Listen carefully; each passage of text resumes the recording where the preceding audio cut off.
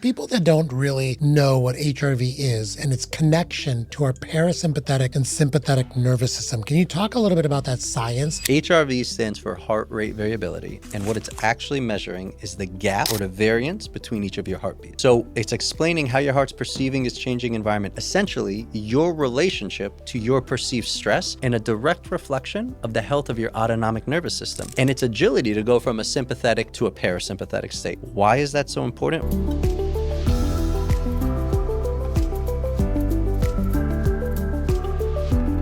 Salim, my man, thank you so much for joining us on the Extend podcast. Oh my God, thank you so much for having me. I really, really appreciate it. Yeah, it's so great to have met you just by chance at another podcast recording that I was doing and you were doing. And when you started talking about HRV and your depth of knowledge in it and how you tied into other body systems beyond just recovery, like I was so interested to talk to you. And what better way to speak about a topic than just have you on a podcast so everyone can hear it. That's right. And I so appreciate it because my whole mission and purpose is just to bring education and awareness to this metric. So thank you for creating such a platform that allows people to come on and speak their knowledge. Yeah. Thank you. And so Salim, before we launch into HRV, I feel like, you're an expert at this because you've gone through some sort of health optimization challenge journey. Like we all, when we get deep into something, it's kind of personal first, right? Always. And during these times, we learn one major thing that I think everyone learns is nothing matters unless you get the basics right? We're talking nutrition, sleep, movement, right? Yep. And so I find that experts such as yourself have deep knowledge and convictions around these topics. And so I wanted to ask you on those three topics on nutrition. Let's start with nutrition. What's the one thing that made the most difference for you that you wish everyone knew? And also, what's the one thing you think most people get wrong with nutrition? Two great questions. I'm going to start out answering the latter. The one thing I think most people get wrong is this belief that there is one diet that's for everyone or one shoe fits all, right? And I was very guilty of thinking that at some point along my journey. And what I've come to realize is we are all so uniquely individual and our bodies are ever changing. So something that may have worked for me, which I've done vegan, vegetarian, pescatarian, ketosis. I've tried all the diets, right? Love them all. They've all had their part in my journey. But I am of a mindset now when it comes to nutrition and food is eat one. I think the best advice is eat real whole food because that's what we evolved doing, right? And two, eat intuitively. Feel and listen to what your body is actually asking and how it responds and test and see what works and doesn't work. And that's actually why I love HRV because HRV is a reflection of how your body's feeling. So you could use it as a data point, as a biofeedback to see what works for you and what doesn't work for you. Wow, I've never even thought of HRV in that way. This is biofeedback for many things, even your diet too. We'll get into it for sure. Yeah. That's awesome. And also what resonates for me too is everyone's different and there's a different diet, but also your own body is constantly changing. Yep. And so your dietary needs may change and intuitively, when your body has, a lot of times, when your body has a change. 100%. And to really dive into that and listen to your intuition there is so key. And it's challenging, especially for type A, driven people like myself, because we become so addicted to what we think is good for us, which it is for a certain amount of time, but then your body changes and you still think because you're in this habitual pattern that it's good when your body is actually telling you it's not. And I have so many examples of that in my life and it's wild. Yeah. Yeah. And sometimes you get frustrated, what am I doing wrong? What's not working for me? And you forget, because once you have your diet optimized, you feel like that's it. That's right? it. Yeah. You stick to that forever. Yeah. And it's not true because your microbiome is changing. Yep. Your hormones are changing. Yep. Your body needs different things at different times. 100%. Yeah. So powerful. Okay, already learned something incredible there. What about with movement, exercise, if you want to call it? One thing that you think people get wrong, one thing that you found has been powerful? Yeah, I think the most powerful thing, movement is the best medicine. And I think a lot of people don't understand why. And it's nitric oxide, I think, is one of the most anti-inflammatory things that our body is constantly producing. And it actually produces from the friction of the blood moving through our cell walls, right? And so movement just increases the velocity of that blood. And that's why movement is so powerful. And I think something that I was guilty of was thinking that means you have to go extra hard all the time, every day. You know, I'd go to Bikram yoga every day of the year. I'd go to sweat yoga every day. And what I found when I did my first Ayurvedic Pachnakarma retreat is that I am a Pitta dominant dosha, which means I'm a fire sign.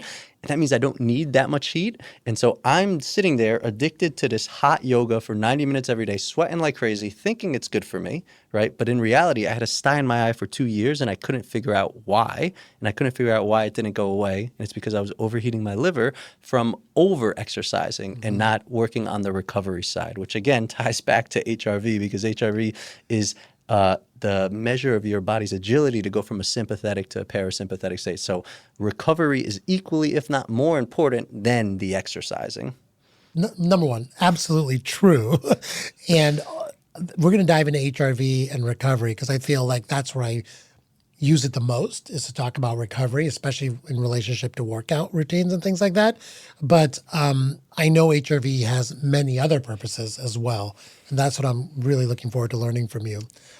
Sleep. Let's talk about sleep. What's one thing you think that you've got right and one thing a lot of people get wrong? Yes. Like you wish everyone knew. Sleep is the one thing evolution hasn't gotten rid of in any species. It's the most crucial thing. The one thing that I got wrong when I started my biohacking journey was this belief that like I needed to be doing constantly. And when the biohacking movement started a decade ago, I was using every technology and showing off. I was sleeping 5 hours a day, right? Showing off, thinking that like I'm winning, when in reality, that is not the case at all. And so sleep is actually absolutely crucial also for HRV, because that's when you're in your deepest parasympathetic state of delta, right? That's when your body is resetting. So super crucial to prioritize sleep. And I think the biggest thing for sleep to support it is really circadian rhythm, right? And it's your body habitually getting into a pattern to allow its own circadian rhythm to be natural, which means, you know, blue light blocking with the sun setting, right? The production of melatonin, all those things that happen naturally in our body, supporting your body's natural circadian rhythm, I found is the best way to improve your sleep. Does that improve your HRV over time as well? 1000%. Got it. Okay. So let's talk a little bit. Those are all excellent. Thank you so much for that. And I can't wait to dive into HRV with you. Let's talk a little bit about how you got here and your expertise on HRV and how that developed, because you are an entrepreneur to start, and now you're the HRV guy. So how did that happen? Yeah, it's a wild, wild journey. And it starts with kind of what you said, my own personal journey, right? Growing up, my father passed away at a really young age. I was 7 at the time. Never really processed it. Went to college for engineering, actually.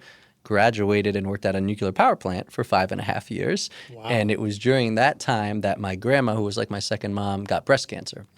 And I was like, okay, what's going on with the world? Everybody I know is impacted or affected by this thing called cancer. And I started doing my own research. And I came across a Dr. Tullio Simoncelli. So he's an Italian doctor who's supported cancer patients with baking soda, sodium bicarbonate, because he believes that cancer is a bacteria that cannot thrive in an alkaline, oxygen-rich environment. And most people, especially in the West, are very acidic from the processed food we eat, the seed oils, all the junk food, right? And it's wild because there's YouTube testimonials of him supporting these cancer patients with baking soda injections, with baking soda protocols. Yet he's been ridiculed, license revoked, imprisoned, all the things. And so for me, that was my first take into realizing that we see what people want us to see, and there's so much more out there. And so my engineering curious mind just went down rabbit holes of everything from iodine to hydrogen peroxide to all the things, right? And so it started with diet. And I tried vegan for 2 weeks, loved the energy, which essentially was an elimination diet because I cut out all the crap, but I wasn't happy. And so then I did vegetarian for 2 months, still wasn't happy. And I landed on pescatarian for about 4 years, right? And then my body started craving meat again, and I listened. And this was about 13 years ago, I came across ketosis. And the second my body transitioned from burning carbs to burning fat for energy, oh my God, my mind fell in love with this renewed energy, all the things. So I totally cut out sugar. I'd only drink water and unsweetened tea because the number one consumption of sugar in this country is beverages, unfortunately. And that's when my colleague at the power plant, we'd enjoy our yerba mate every day. And he loved bubbles. And so he decided to buy a soda stream. He brewed up the mate, cooled it, put it in the soda stream, and voila, the first sparkling tea was born. In about 3 months of moonlighting, we ended up quitting the job and launching what is now Sound Beverages, which is the first organic, unsweetened sparkling tea company that's been on the market for over a decade. So when we launched that, I quit the power plant job and I moved to New York City, and that coincided with the biohacking movement and Dave Asprey and Ben Greenfield and all these people, really bringing these technologies to the forefront. And so my curious engineering mind just went down every rabbit hole, trying every technology, doing every stack, just going crazy for 5 years. And in those 5 years, I literally, as I mentioned, would show off I was sleeping 5 hours a day, running 10 miles every other day, listening to audiobooks, raising money for my beverage company from 170 people, just going, living that New York City life, thinking I'm winning until my body so beautifully broke down, right? And my knee gave out. And I was so addicted to sweating and endorphin release, I needed something to get that. And I came across Bikram yoga. Yeah. And it was the first time my mind was forced to shut up, right?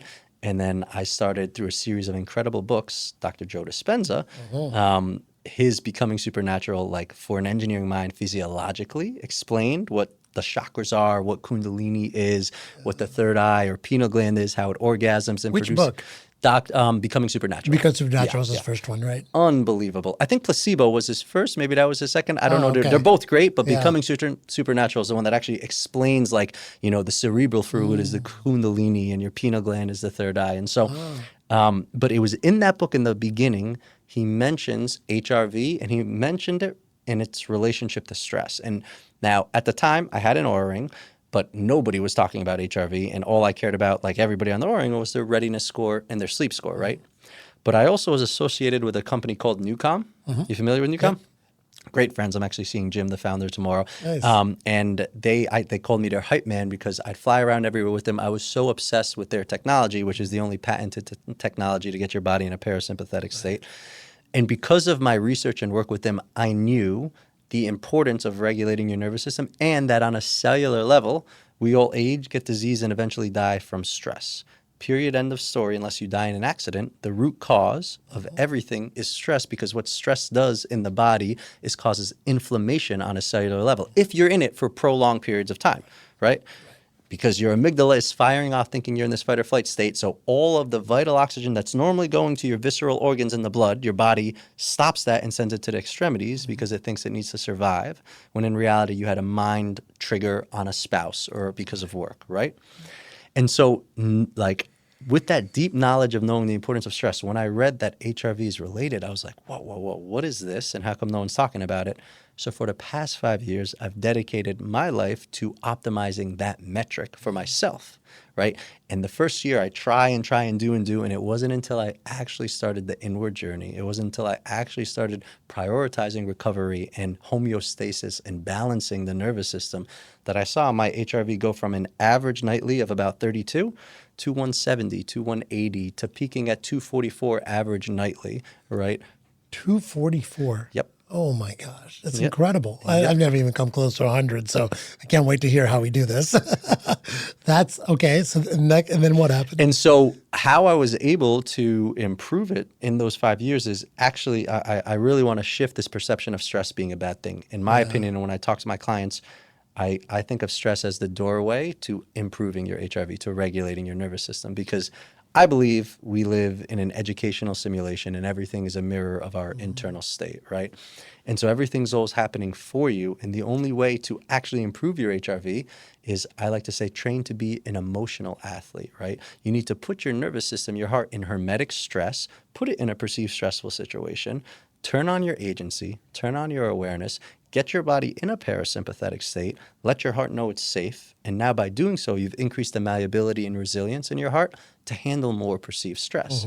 So in my situation, I'm running a beverage company, arguably one of the most challenging industries we have, raising money from people, always going, and I would consciously, over the last 5 years, throughout the day, not just in the morning, dip into parasympathetic states via technologies, via breath work, via cold plunging, right? And it was that fluctuation going from sympathetic to parasympathetic to back is what's trained my nervous system to be so regulated. Yeah, yeah. So you started at, what was your HRV number? 32 was the average. 32, and then you're at 244. I peaked at 244. The baseline average was between 160 and 180, and sometimes it would go up, sometimes it would go down. But yeah, that was my average. Amazing. Yeah. So you got this HRV thing figured out. So we're going to dive into that. But for people that don't really know what HRV is and its connection to our parasympathetic and sympathetic nervous system, can you talk a little bit about that science so people can really understand why we're measuring HRV and why it has anything to do with our nervous system? 100%. So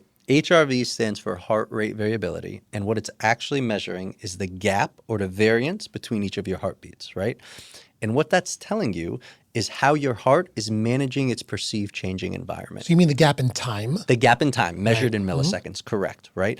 And so it's explaining how your heart's perceiving its changing environment, essentially your relationship to your perceived stress and a direct reflection of the health of your autonomic nervous system and its agility to go from a sympathetic to a parasympathetic state. Why is that so important? Well, if we just highlight what the autonomic nervous system is, I believe the most important system in our bodies. It governs 90% of our voluntary and involuntary functions, including digestion, heartbeat, lungs, all these things, right? And it operates primarily in two states, the sympathetic and parasympathetic state. Sympathetic is synonymous with that fight or flight state, right? Which also correlates with your brainwave oscillating in beta between 14 and 30 hertz. Now, we evolved creating this sympathetic state as humans because we lived in nature and there maybe was a saber-toothed tiger that was coming and we needed to quickly turn on to fight, freeze, or flee, right? And so it's incredible for survival because, again, what it's doing is your amygdala fires off when it's in the state, sending signals to your visceral organs to slow down their normal jobs of basically homeostasis in the body and to send that vital oxygen in the blood to the extremities to fight, freeze, or flee, right? That's only supposed to last a half hour, maybe an hour, and then you're supposed to drop back into that parasympathetic state. If you go to the jungle, I heard you were in Africa recently, I've been, the animals, the lions, 90% of the time, 95% of the time, they're in a parasympathetic state. Yeah, they're right? laying around doing nothing. They're laying around relaxing. Conserving energy. That's what nature's meant to do. 100% in homeostasis. Right. So that is what's happening when you get in the sympathetic state. Fast forward to today's modern age, we wake up, we look at our phone, we get stressed because of a business thing. Our amygdala doesn't know the difference between a real life threat or that, and it's telling our body to do the same thing.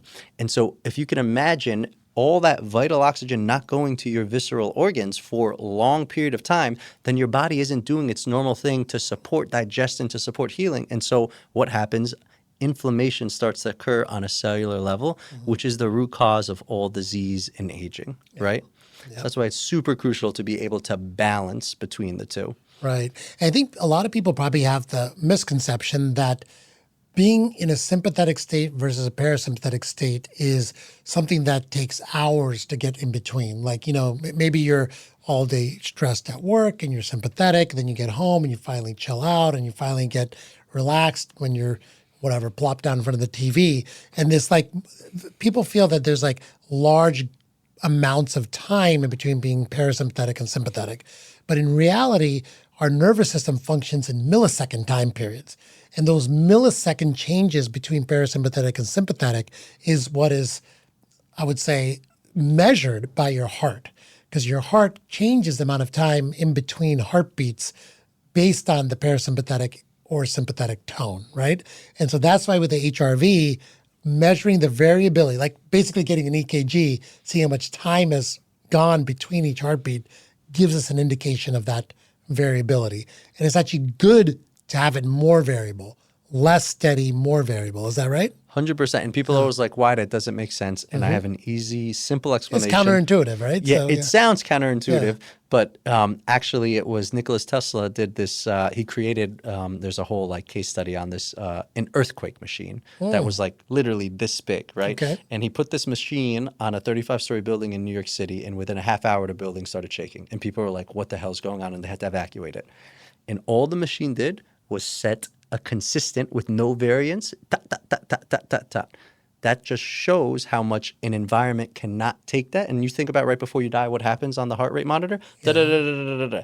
That shows no variability, which means no malleability to the perceived changing environment. So the more variance that your heart has between each beat, the more flexible it can go with the flow of what is being presented. So the higher the variance, the better. The other thing I want to very much point out is that there is no range in HRV. Unlike heart rate. Heart rate, you want between 40 and 60 typically.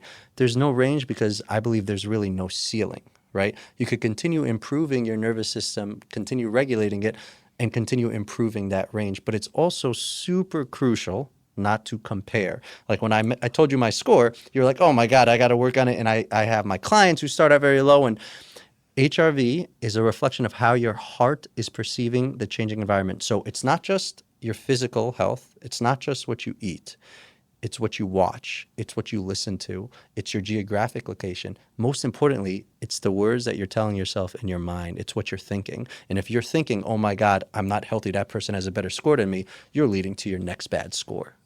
Right. So it is super crucial to look at the entire picture with HRV, because some of my clients are the best athletes in the world, yet they have scores in the teens and 20s, and they don't realize it's actually the inward journey. That's why I say train to be an emotional athlete. It's how are you perceiving your environment? Yeah, no, that's so key and crucial. It's a conversation I have with every patient when they first get their Oura ring. And some of them are like, the conversation is always like this. My wife's HRV is 40, mine is 20. What am I doing wrong? Like, we're in competition now for HRVs. And it's like, no. That is your number and that's her number. Yep. Our goal is to improve that number. You might never get to your wife's number, or you might catch up, but it's really just don't compare, like basically what you're saying. Totally. And how I like to share what HRV is another way is it's a language in which your heart and nervous system is communicating with you. And when you think about languages, you don't think English is better than Spanish, is better than French, right? The intent of a language is for a community within an ecosystem to communicate. The intent of HRV is for your heart to communicate with only your body, nobody else's. And so if you use it like this, like a biofeedback mechanism, you understand what your baseline HRV is, which I define as your average over the last 30 days. Let's say it's 30. When you wake up in the morning and you have a score of 20, well, that's your heart telling you you put more of a load than it's used to on your body. That's not a bad thing. That means honor it. Have a recover day. Yeah. Don't push yourself as hard. Do something that fills you up, right? If you wake up, your baseline's 30 and you have an HRV score of 40, that's your heart giving you permission to go work it out, to have the conversation maybe you're uncomfortable with having, to push it harder at the gym. And doing that over time will increase that baseline, which is really all you want to happen. Right. And you mentioned stress earlier, and I think, there's different types of stress. And one of the things that we have to educate people on is stress is almost become like a bad word in society. Like, oh my God, he's so stressed out, or are you under stress?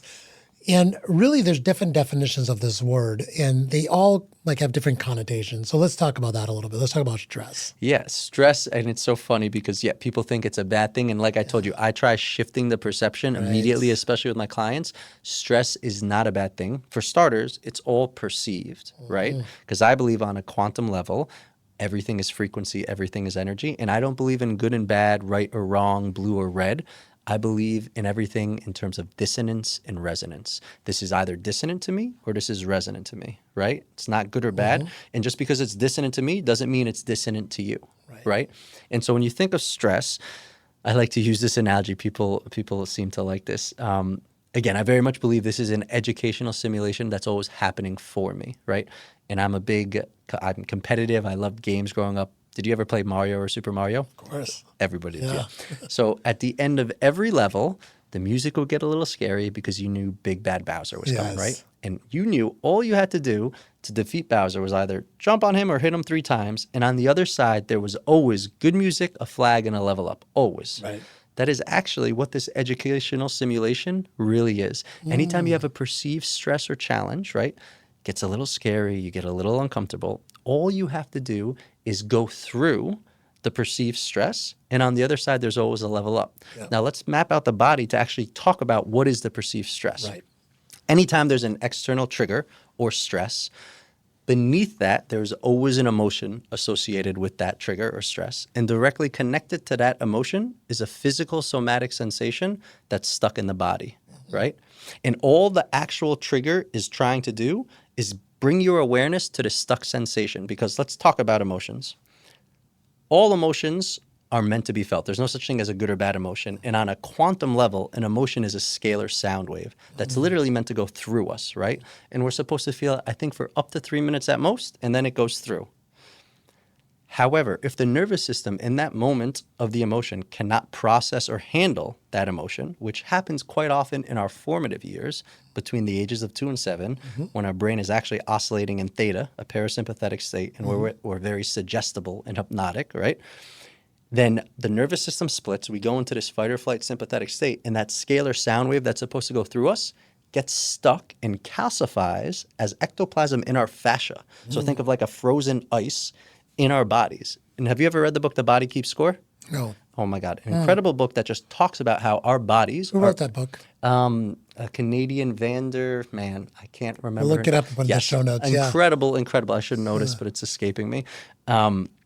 It talks about how our bodies are essentially an akashic record of all of our past traumas and past life, if you believe in that traumas. And so we're just a bunch of adults living in these grown-up meat suits, replaying our stuck emotions, right? And an analogy I like to give for this to people is a lot of people have stage fright, right? I had stage fright. And we think that we get on the stage and we get these knots in our stomach, and the knots in the stomach actually come from being on the stage. When the reality is we created that stage to actually bring awareness to this stuck sensation in our body. So the foundation of my work with my clients ends up being somatic awareness, because if you can actually just, in that perceived trigger, in that perceived moment of stress, drop into your body, feel what wants to be felt, magically over time, that scalar sound wave that got calcified slowly starts to melt, and it will move through the body. And that is what I call training to be an emotional athlete.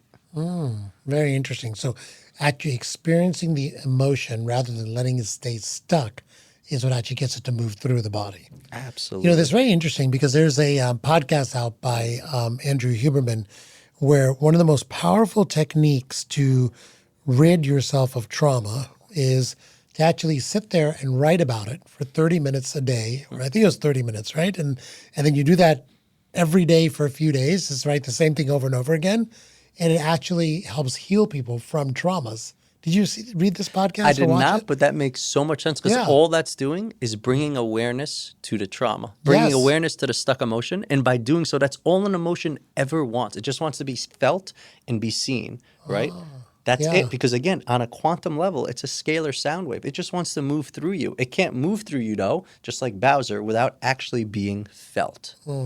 Interesting. And how does that affect your HRV? Oh my God. So HRV is a reflection of how much are you in your body and out of your mind, right? So the more you're in your body and feeling, the higher HRV you will have. And again, HRV is also a reflection of the health of your nervous system.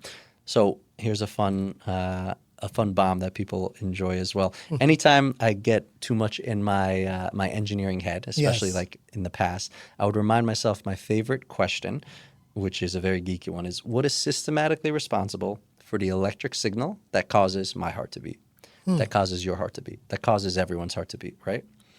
And science has very much proven or not proven that it's not the brain, it's not the breath, it's not the blood, right? Science actually hasn't proven what it is because it doesn't know. My truth, my answer to that is God, consciousness, Allah, love, the creator, whatever you want to believe source is, right? That is the magical thing that's actually sending the electric signal for each of our hearts to beat. So if you believe that, that means then the heart is the seed of our soul, right? The heart also is an integral central part of the nervous system. The nervous system, which is an electric system, then I believe acts as a bridge between where we all come from and our manifested reality that we create with our thought and senses.